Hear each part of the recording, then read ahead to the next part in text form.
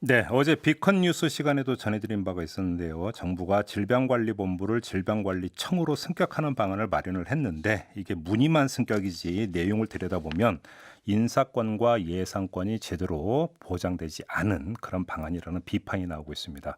청와대 국민청원까지 올라갔는데요. 자, 지금부터 차례로 두 분 연결해서 이에 대한 입장 들어보겠습니다. 자, 먼저 연결할 분은 청와대 국민청원 직접 했던 주인공이신데요. 한림대 강남성심병원 감염내과의 이재갑 교수 연으로 만나보겠습니다. 나오 계시죠, 교수님?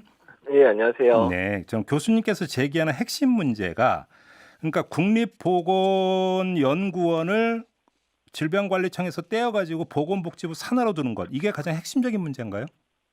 일단 국립보건연구원이 옮겨지는 문제뿐만 아니라 네, 사실은 국립보건연구원 안에 감염병 연구센터가 이번에 국립감염병연구소로 확대가 되거든요. 예, 그래서 만약에 이제 보건복지부 계획대로 질병관리청을 감염병 중심으로 개편을 한다 그러면 적어도 감염병 연구센터 국립감염병 연구소는 적어도 질병관리본부에 남겨놨어야 되는데 그것까지 예, 이제 국립보건연구원에 붙여가지고 같이 가져간다고 음, 나오거든요. 그래서 질병관리본부의 연구 기능을 아주 축소시킬 가능성이 높은데 음, 질병관리본부는 이렇게 환자의 감염병만 다루는 게 아니라 네. 이런 감염병을 다루기 위한 여러 가지 제반적인 연구 기능이 반드시 필수적으로 음.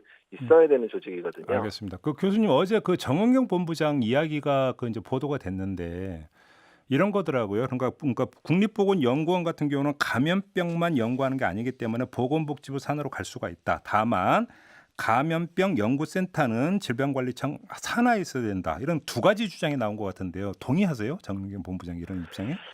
정경호 부장님께서 말씀하신 부분은 일면 듣는데 감염병 연구센터를 두겠다는 얘기가 아니라 음. 감염병 연구 조직을 질병관리청 안에 다시 새로 만들겠다는 얘기로 예. 들렸어요, 예. 어제. 예. 근데 그러니까 국립감염병연구소를 어차피 만드는데 굳이 그거를 같이 보건복지부에 넘기면서 음. 그러니까 어차피 감염병과 관련되어 있는 모든 정책들을 질병관리청에서 하기로 했는데 굳이 국립감염병연구소를 그 보건복지부에서 같이 가져가는 이유를 잘 모르겠다는 거죠.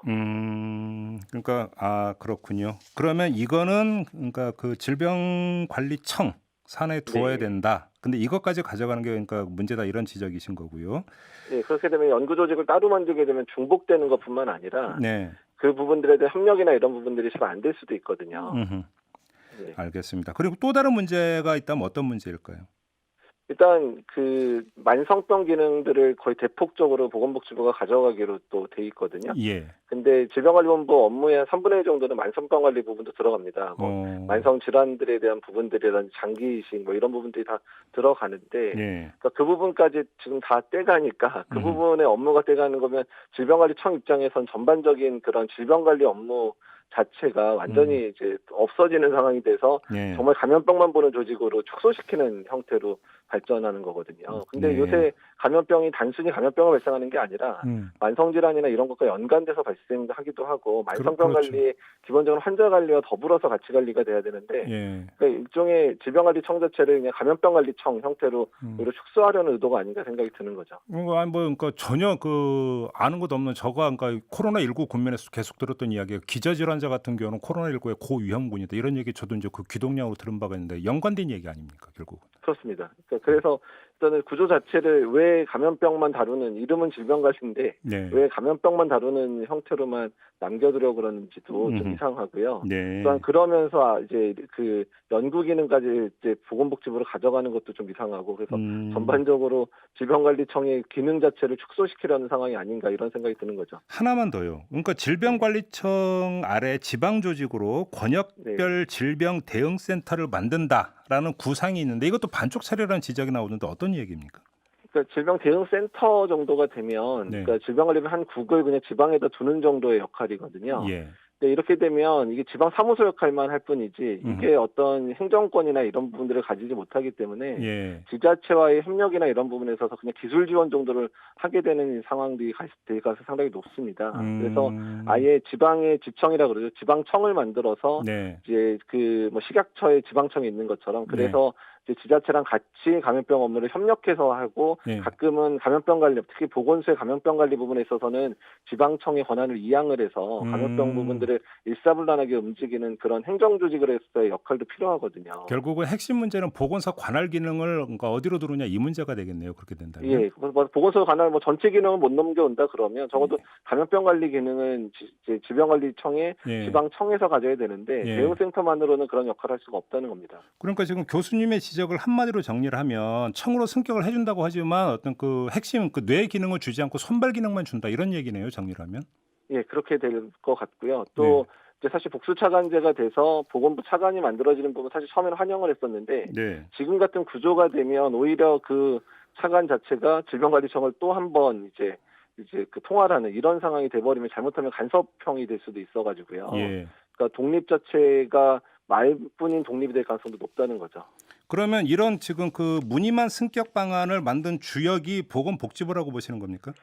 그 이유는 잘 모르겠습니다. 어디서 논의가 이렇게 바뀌었는지 잘 모르겠는데 네. 감염병 전문가들이 생각했었던 안들하고는 상당히 거리감이 있는 그런 안이거든요. 예, 그냥 상식적으로 접근을 한다면 결국은 이것은 어떤 그 보건복지부의 기존 밥그릇 문제하고 연결이 되는 것이기 때문에 보건복지부에서 이 그 무늬만 승격안을 주도해서 만든 거 아니냐 이런 그 분석이 나올 법해서 드렸던 질문입니다.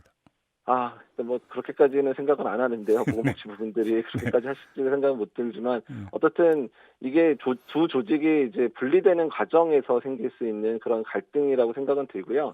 이 부분들은 국회에서 이제 대승적으로 논의가 돼서 네. 질병관리청이 정말 감염병 대응과 우리나라의 그런 질병 관리를 잘할 수 있는 구조로 좀 개편될 수 있기를 좀 소망하고 있습니다. 제가 이 질문을 드렸던 다른 이유가 있는데요. 이게 지금 네. 그 청와대 TF가 구성이 되지 않았었습니까? 네, 예. 그러면 청와대에서는 그 뭐 보건복지부 입장뿐만 아니라 여러 곳의 입장을 청취를 하고 어떤 종합적인 방안을 도출을 하는 게 그러니까 당연한 정상적인 그 과정이잖아요. 네, 예. 그럼 이게 그 수렴이 되는 과정에서 뭐가 왜곡 현상이 있었는지가 궁금해서 드렸던 질문입니다.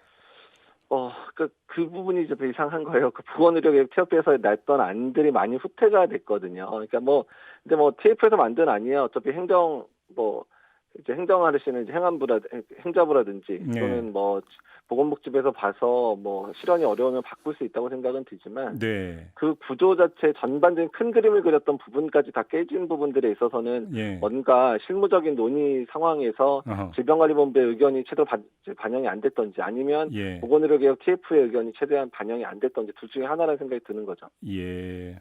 혹시 교수님께서 이제 질병관리본부에서 이제 일하고 계신 분들하고 어느 정도로 소통을 하고 계시는지 잘 모르겠습니다만 이 질병관리청 승격 방안에 대해서 질병관리본부에서 지금 일하고 있는 분들의 반응이 사실은 제일 궁금하거든요. 혹시 좀 들으신 얘기가 있으십니까?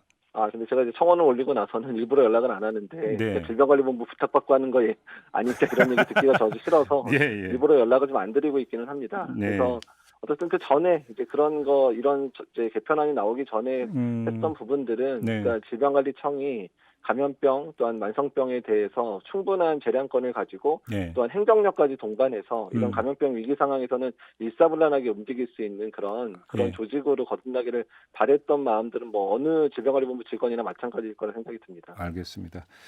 자, 근데 이게 지금 확정된 게 아니라 이제 국회를 거쳐가야 되는 것 아니겠습니까? 그러면 이제 네, 국회 예. 심의 과정에서 충분히 조정할 여지는 있는 것 아니겠어요? 그래서 이제 저희가 이제 바로 그 교수님 다음에 그러니까 민주당 관계자분과 인터뷰가 예정이 되어 있기도 합니다만, 그럼 네. 국회에서 이걸 심의하는 과정에서 이것만은 절대 안 된다라고 좀 그러니까 그 강조를 하실 부분이 있다면 어떤 걸까요?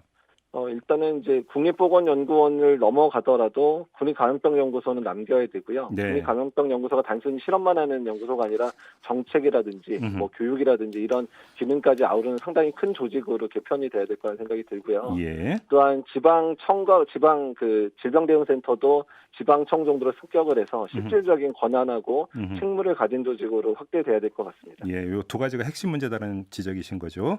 네. 알겠습니다. 바로 그 질문을 바로 이어서 좀 드려보도록 하겠고요. 교수님과 인터뷰는 여기서 마무리하겠습니다. 고맙습니다. 예, 감사합니다. 네, 지금까지 한림대 강남성심병원 감염내과의 이재갑 교수였고요.